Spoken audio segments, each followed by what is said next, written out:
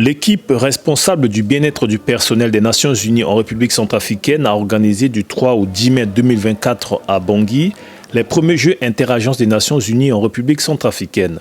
La représentante spéciale adjointe du secrétaire général de l'ONU en République centrafricaine, Joanne Adamson, a honoré de sa présence les différentes compétitions.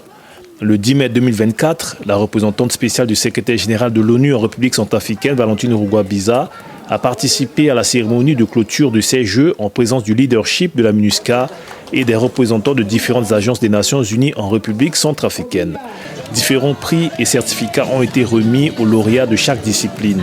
Ce que nous avons fait ensemble, ce n'est pas pour construire un esprit de compétition, mais c'est pour construire un esprit de fraternité.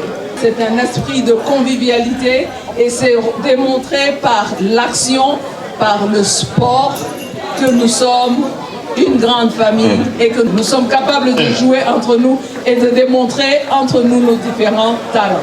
Cette initiative a pour objectif de permettre aux membres des agences et organisations du système des Nations Unies de se rencontrer, de se connaître et de se familiariser à travers le sport et d'autres activités récréatives afin de contribuer à leur bien-être ainsi qu'à celui de l'organisation. C'est un plaisir de voir que l'initiative des Nations Unies nous amène dans ce milieu multiculturel.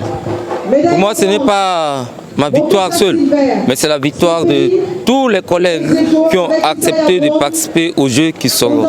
8 disciplines ont été retenues pour cette compétition, entre autres le marathon, le billard, les fléchettes, le kisoro, le football, le tennis de table, le volleyball et le jeu de dames. L'équipe responsable du bien-être de la MINUSCA contribue aussi à dispenser une assistance psychologique, médicale, sociale et logistique aux membres du personnel dans le but de préserver leur bien-être et leur santé mentale.